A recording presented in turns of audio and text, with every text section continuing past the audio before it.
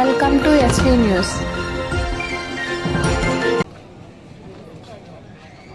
నమస్కారం.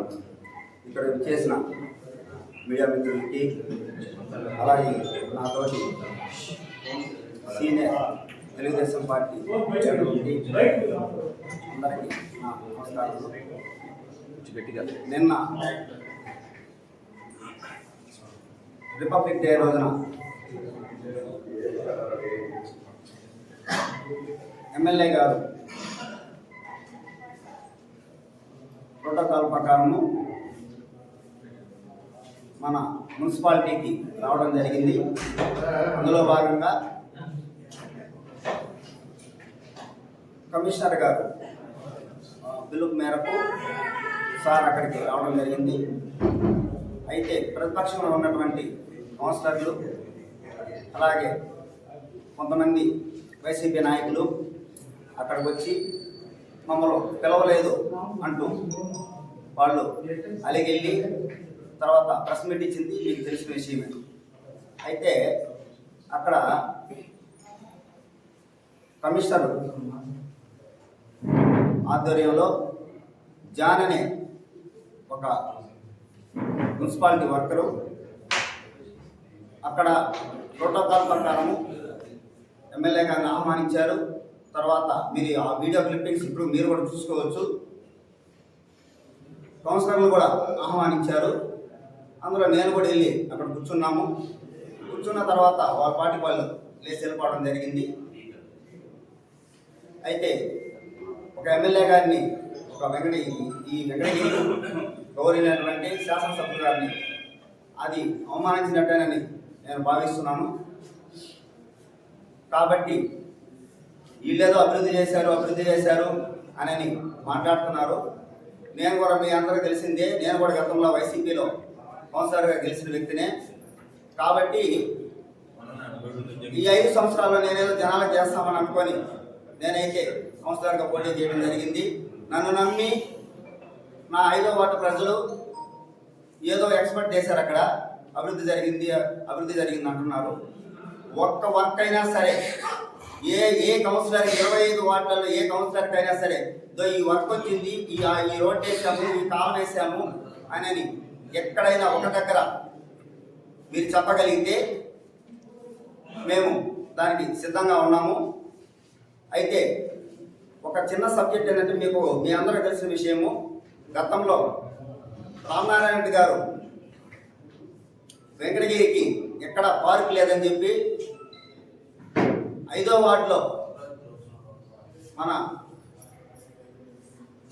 సాయిబాబా గుడి వెనకాల ఆయన ఒక మ్యాప్ గీపించి 6 మంది ఎంపీ గ్రాంట్లో నుంచి 1.5 కోటి ఫండింగ్ తెస్తే ఆ డబ్బులు కమిషనర్ అకౌంట్లో పడితే దాన్ని అప్పుడే రామనారాయణ గారు పార్టీ నుంచి వెళ్ళిపోవడం జరిగింది. అందులో భాగంగా నేను ఆయనతో కూడా వెళ్ళిపోవడం జరిగింది. అయితే వచ్చిన అమౌంట్ని అభివృద్ధి చేయాలి. కానీ మీరైనా ప్రజలకు ఏదైనా చేయాలంటే ఏం చేయాలి? మీరు అభివృద్ధి చేయాలి. అభివృద్ధి చేయకుండా అదే డబ్బులు మాదో లేదా మీదో కాదు కదా, ప్రజలది అయినప్పుడు మీరు అభివృద్ధి చేయాలి. అభివృద్ధి చేయకుండా ఆ వచ్చిన గ్రాంట్ని మీరు వెనక్కి ఎందుకు పంపించారు? మీరు ఎంత మాత్రం అభివృద్ధి చేస్తున్నారు ప్రజలు కూడా గమనిస్తున్నారు. కాబట్టి అభివృద్ధి జరిగిందని ఊరికనే చెప్పుకోవద్దండి. నిన్న జరిగినటువంటి ప్రెస్ మీట్లో కొంతమంది కౌన్సిలర్లు రకరకాలుగా పక్కకు పోయి ప్రెస్ మీట్ ఇచ్చారు. అవన్నీ మీరు కూడా చూశారు. కాబట్టి జనాలు గమనిస్తున్నారు దీన్ని. అభివృద్ధి జరిగిందంటే ఇంకెక్కడా కూడా దీని మీద కామెంట్ చేయొద్దని నేను అనుకుంటున్నాను. సెలవు తీసుకుంటున్నాను. పెద్దలకి, మీడియా మిత్రులకి నా ఉదయపూర్వక నమస్కారాలు. నిన్నటి రోజున గణతంత్ర దినోత్సవం 77వ సంవత్సరం దినోత్సవం సందర్భంగా వెంకటగిరి మున్సిపాలిటీ గౌరవ ఎమ్మెల్యే గారు ఇచ్చేయడం జరిగింది. నిన్నటి రోజున స్టేజీ పైకి రాకముందే వైసీపీ కౌన్సిలర్లు ముందట్లో కూర్చోవడం, ఎమ్మెల్యే గారు ముందుకు వెళ్ళారు. వెళ్తానే ఏంటంటే వాకౌట్ చేసి వెళ్ళిపోతాను అంటే ఎమ్మెల్యే గారు అంటే రాకూడదనే ఉద్దేశమో వాళ్ళ వాళ్ళ వాళ్ళ భావన ఎంత అర్థం కావడం. పోతే ఏంటంటే అక్కడ ఎమ్మెల్యే గారు కూర్చోదలికి వాళ్ళు వాకౌట్ చేసి వెళ్ళిపోవడం జరిగింది. ఎమ్మెల్యే గారు దాన్ని గమనించి అక్కడనే ఉన్న ఎస్ఐ గారికి వాళ్ళు పిలవండి అని చెప్పడం జరిగింది. పిలిచినా ఆడిపోయి ఎస్ఐ గారు వాళ్ళకి బతిమలాడినా వాళ్ళు మేము రావాలని చెప్తాను. నేరుగా పోయి వాళ్ళ వాళ్ళ వాళ్ళ బంగ్లాకి పోయి ప్రెస్ మీట్ ఒకటి పెట్టుకున్నారు. మన అవమానపరిచారు. మున్సిపాలిటీలో మమ్మల్ని వేదిక పైకి పిలిపించలేదండి. ఎక్కడ మిమ్మల్ని అవమానపరిచారండి? మిమ్మల్ని కనీసం ప్రోటోకాల్ ప్రకారం జాను అనే వ్యక్తి అక్కడ పిలిచాడు మిమ్మల్ని అందరినీ. పిలిచామని మీరు వెళ్ళిపోయారు అంటే ఎమ్మెల్యే మా వాళ్ళు ఎవరే కానీ అక్కడ చేసే పని లేరు. అప్పటికి మీరు వెళ్ళిపోయాడు ఆయన. మళ్ళా తర్వాత మీరు వెళ్ళిపోయిన తర్వాత మా వాళ్ళు ఎక్కారు ఆయన కూర్చున్నారు, ఎమ్మెల్యే పక్కన కూర్చున్నారు. అంటే మీ ఉద్దేశం ఏంటి? అంటే ఎమ్మెల్యే గారు మున్సిపాలిటీ రాకూడదనా? మీ భావం చూస్తుంటే అలాగే ఉంది. మీరే ఆలోచించుకోండి ఎట్లా విధంగా మీరు మాట్లాడారో. పోతే ఇంకోటి వెంకటగిరి మున్సిపాలిటీని నిద్రమల్లి జనార్దన్ రెడ్డి రాజేష్ అమ్మాయిని డెవలప్ చేశారని చెప్తున్నారు. కానీ వాళ్ళు కాంగ్రెస్ వ్యక్తులు ఎవరన్నా ఉంటే దాన్ని ఎక్స్పోజ్ చేసుకోండి, ఇబ్బందులు మాకు. వాళ్ళు డెవలప్ చేయలేదు, వెంకటగిరి డెవలప్ చేయలేదు మేము కూడా చెప్పడం లేదు. మీరు కాంగ్రెస్ గవర్నమెంట్ వచ్చి వైఎస్ఆర్సీ గవర్నమెంట్ వచ్చిన తర్వాత మీరు వెంకటగిరి నియోజకవర్గాన్ని ఏం అభివృద్ధి చేశారో చెప్పండి. ఏ వార్డులో ఎంత పని చేశారు, ఏ వర్క్ చేశారు అది చెప్పుకోకుండా మీరు ఏదేదో మా ఎమ్మెల్యే గారి మీద మీరు నిందలేయాలని చూస్తూ ఇది మంచి పద్ధతి కాదు. పోనీ మీ నియోజకవర్గంలో మీ వార్డులో మీరేమైనా చేసిన పని ఉన్నదా? ఆ కట్ట మీద నువ్వేమైనా చేశారా?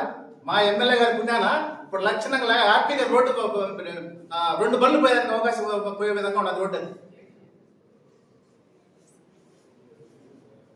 అది రోడ్డు ఎట్టుందంటే అసలు నువ్వు ఉండవు కదా ఆ ఊర్లో, నువ్వేమన్నా టౌన్లో ఉండివి. అక్కడ ప్రజలకు నష్ట కష్టాలు వాళ్ళు బాధపడుతుంటే ఎమ్మెల్యే గారు చూసి అక్కడ ఏం ఆలోచన చేయగలరు. పోతే మా జగన్మోహన్ రెడ్డి గురించి మాట్లాడే అర్హతే లేదని చెప్పాడు ఒక ఆయన. జగన్మోహన్ రెడ్డి గారు అర్హత లేదండి. మీ నాయన జగన్మోహన్ రెడ్డి తండ్రి గారు ఉన్నప్పుడే ఎమ్మెల్యే గారు మా 2004లో మా ఎమ్మెల్యే మీ నాన్నగారు ఉన్నప్పుడు ఫస్ట్ 2వ సీఎం అయినప్పుడే మా ఎమ్మెల్యే. అప్పుడు నువ్వు 2009 నుండి నువ్వు తండ్రిగా ఉండి నువ్వు వెనకుండి పందికుక్కులా బాగా మేసేసావు. అది గుర్తుపెట్టి అందరికీ తెలిసిన విషయమే. పోటీ చేసి బాగా తినేసి ఎక్కడ ఇప్పుడు మా ఎమ్మెల్యే గారు ఏమన్నారు? మీరు ప్రజా సమస్యలు ఉంటే నాకాడ తీసుకురండి, నేను చేయకపోతే అప్పుడు అడగండి.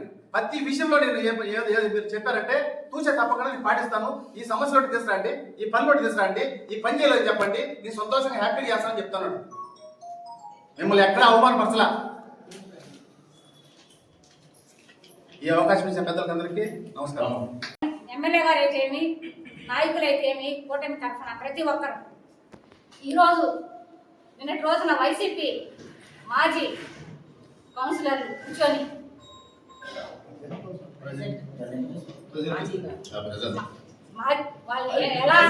వాళ్ళు చేసిన అభివృద్ధి పనులు ఏందనేది వాళ్ళు ఏ రోజన్నా వాళ్ళ అధికారంలో తెలియజేసి ఉంటారా? ప్రజల దగ్గరికి వెళ్ళి ఉంటారా? ఈరోజు మమ్మల్ని అవమానించారు ఎమ్మెల్యే గారు అని అంటున్నారు.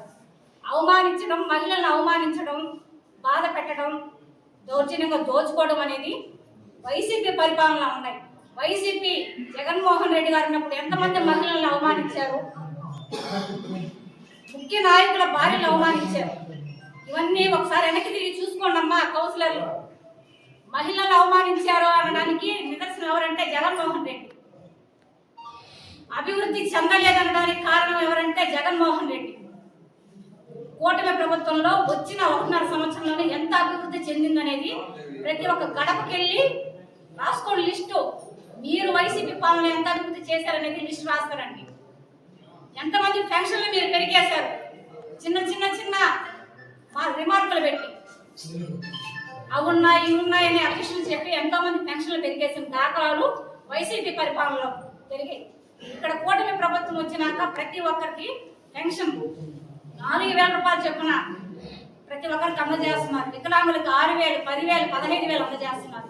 తల్లికి వందనం కింద ప్రతి ఒక కుటుంబంలో నలుగురున్న ముగ్గురున్న ప్రతి ఒక్కరికి 15,000 చొప్పున పడుతున్నాయి. ఆటో కార్మికులకు పడుతున్నాయి.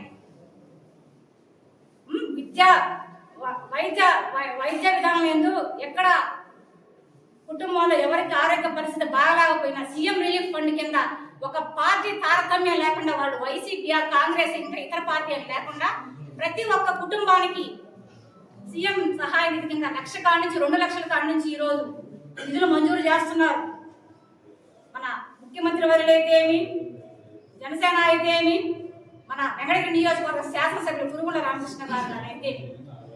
కానీ మీ ప్రభుత్వంలో ఎంతమందికి ఇటువంటి సీఎం రిలీఫ్ ఫండ్ నిధి అందజేసినది వెనక్కి తిరిగి చూసుకోండి. ఇంకా చెప్పాలంటే ఈ రోజుకి రైతన్నల విషయంలో వారి సంబంధించిన భూ పొలాలని వాళ్ళ పేరుతో మేము రిజిస్టర్ చేసి ఇచ్చాం. గతంలో వైసీపీ ప్రభుత్వంలో జగన్మోహన్ రెడ్డి గారు బొమ్మ వేసుకొని ఆయన ఆస్తి అన్నట్టుగా వారికి పాస్బుక్ అందజేస్తున్నారు. అది మీ గత ప్రభుత్వంలో ప్రజల సొమ్ముని మీదనే దోచుకోవడం తప్ప ప్రజల సొమ్ము ప్రజల వద్దకే అన్నట్టుగా మీరు పరిపాలించలేదు.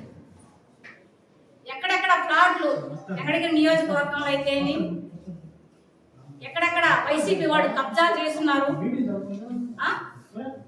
గవర్నమెంట్ తరఫున ప్రజలకు ఇళ్ల స్థలాలని చెప్పి ఎక్కడెక్కడ ఎవరెవరికి ఎన్నెన్ని ఫ్లాట్లు మీ స్వాధీనంలో పెట్టుకున్నారనేది ప్రజలకు తెలుసు.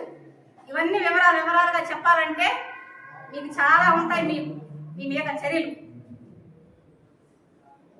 కాబట్టి ఒకరోజు జాగ్రత్తగా మాట్లాడితే వైసీపీ కౌన్సిలర్లు గౌరవం అనేది కలగద్ది.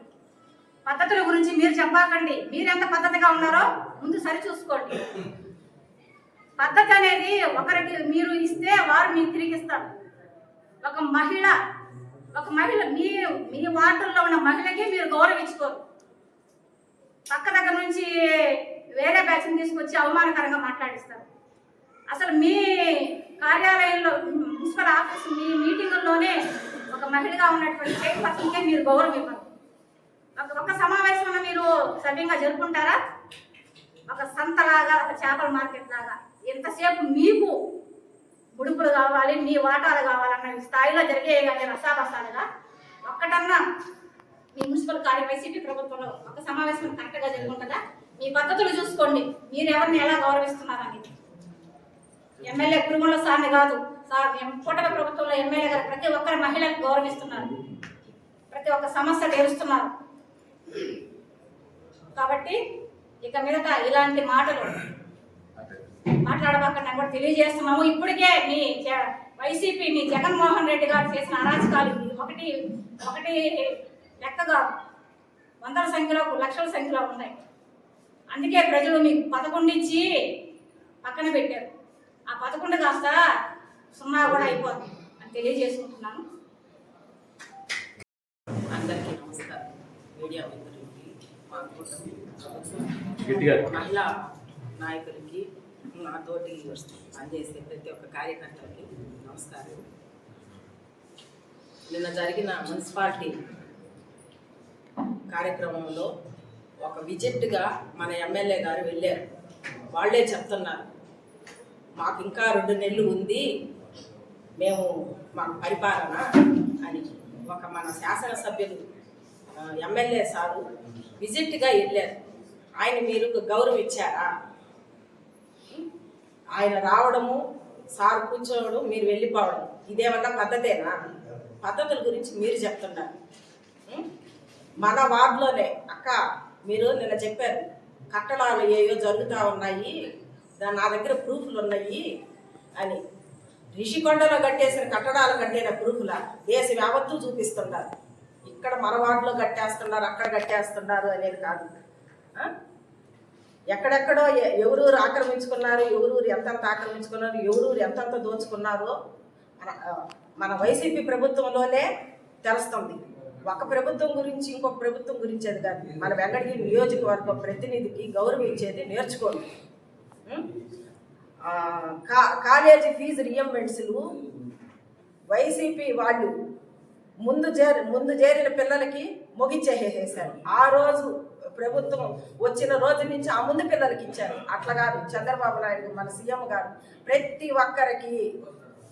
ఒక్కరికి మనము మన పథకాలు కానీ మన ఫీజు రియంబర్స్మెంట్ కానీ ప్రతి ఒక్కరికి పంపించినాం. ఎవరో ఎందుకు మా పిల్లలకే జగన్ ప్రభుత్వం వచ్చిన ముందు సంవత్సరం కాలేజీలో చేరిస్తే రాలేదు.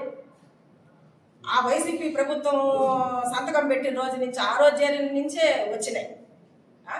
మరి ఈరోజు సీఎం సంతకం పెట్టిన వైసీపీ ప్రభుత్వం కాదు, ఏ ప్రభుత్వం కాదు, ప్రతి ఒక్క ప్రభుత్వంలో ఉన్న పిల్లల భవిష్యత్తును చూస్తున్నారు, అభివృద్ధి చూస్తున్నారు. మీరు అవన్నీ చూడట్లేదు. అభివృద్ధి గురించి మీరు చెప్తున్నారు. పాత్రికేయులకి అందరికీ ఇక్కడున్న స్థానిక లీడర్స్కి కూడా నమస్కారం. నిన్న జరిగిన 77వ గణతంత్ర వేడుకల్లో భాగంగా మన శాసనసభ్యుల వారైన కురుగొండ రామకృష్ణ గారు స్థానిక విఆర్జేసీ గవర్నమెంట్ రెసిడెన్షియల్ కాలేజ్ ప్రోటోకాల్ ప్రకారం గవర్నమెంట్ రెసిడెన్షియల్ జూనియర్ కాలేజీకి 9 గంటలకి హాజరై అదే క్రమంగా ఈ రాష్ట్రంలో వినూత్నంగా చేపట్టిన ఎప్పుడు ఈ రాష్ట్ర చరిత్రలో ఎప్పుడూ లేని విధంగా మున్సిపల్ సిబ్బందికి అవార్డులు ప్రకటించబడి లోకేష్ గారి ఆలోచనకి తగ్గట్టు ప్రభుత్వం ప్రకటించిన విధానం ప్రకారం ఆయన కొంత ఆ కార్యక్రమాన్ని పూర్తి చేసుకొని మున్సిపల్ కార్యాలయానికి రావడం జరిగింది.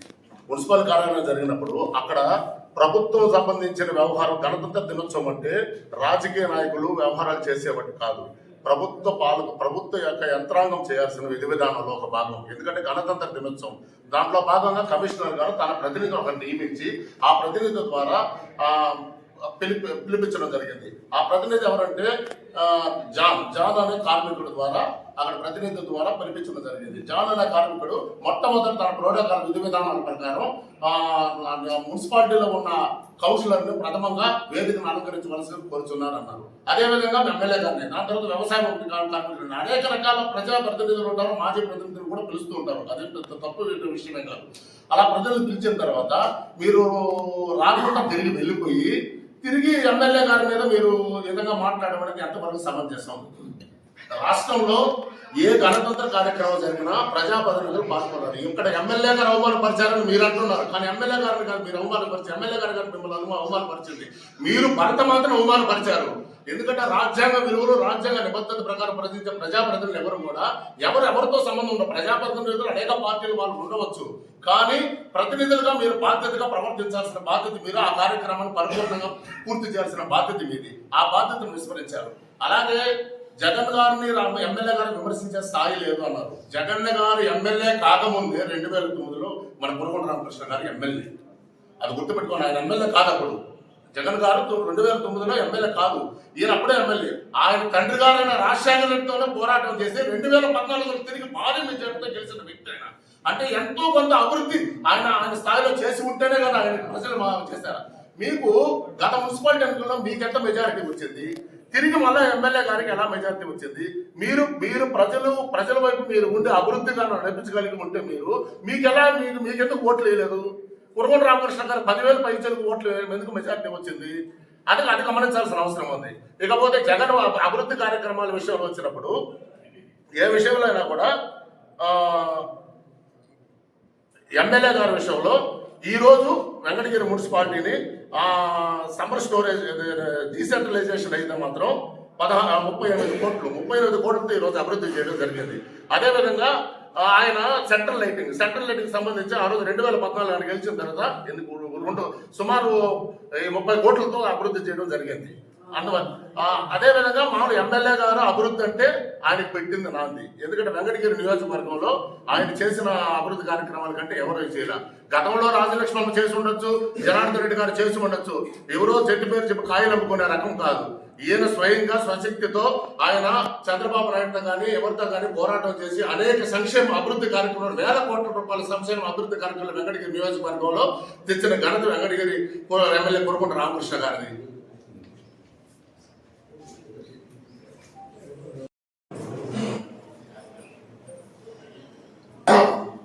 వెంకటగిరి మున్సిపల్ కౌన్సిలర్ అంటూ అంటున్నారు రాజ్యాంగం మమ్మల్ని గౌరవించలేదు, ప్రజాప్రతినిధులు అన్నాడు. ఆయన అధినాయకుడు మాజీ ముఖ్యమంత్రి వర్యులు జగన్మోహన్ రెడ్డి గారు ఎక్కడైనా రిపబ్లిక్ గణతంత్ర దినోత్సవంలో ఏమైనా పాల్గొన్నాడా? పాల్గొన్నాడంటే ఎక్కడైనా మీకు ఆనవాళ్ళు ఉన్నాయా? ఏ ఫోటోలు ఏ పేపర్లో కానీ ఏ మీడియాలో కానీ వచ్చిందా? రాజ్యాంగం అంటే గౌరవం లేని జగన్మోహన్ రెడ్డి ఎక్కడ రాజ్యాంగ విలువలతో అనేక పర్యటనలు చేసే రాజ్యాంగాన్ని గౌరవించి ఆయన అనేక కార్యక్రమాలు పాల్గొని కొరగొండ రామకృష్ణ ఎక్కడ? కొరగొండ రామకృష్ణతో జగన్మోహన్ రెడ్డి ఎప్పటికీ సమానం కాదు. ఎందుకంటే ప్రజలతో నిరంతరం మమేకం అయ్యే వ్యక్తి కొరగొండ రామకృష్ణ గారు. అభివృద్ధి అంటే అతనే, ఇంకెవరో కాదు. ఎవరో చేశారు, ఎప్పుడో చేశారు కాదు. ఇప్పటికీ ఎన్నో వందల కోట్ల రూపాయల సీఎం రిలీఫ్ ఫండ్ అనేది ఎవరైతే ఉంది, ఏ కార్యక్రమమైనా అతను చేయాలంటే అభివృద్ధి చేయాలంటే కొరగొండ రామకృష్ణ ఒక్కరే. అందువల్ల ఈ సభాముఖంగా వాళ్ళు కొరగొండ రామకృష్ణ అవమానపరిచాడు అనుకోవడం ఇది మంచి పద్ధతి కాదు. వాళ్ళు భారత రాజ్యాంగ విలువలు పక్కన పెట్టి భరత మాతను అవమానించినట్టు మేము భావిస్తున్నాం. ఇది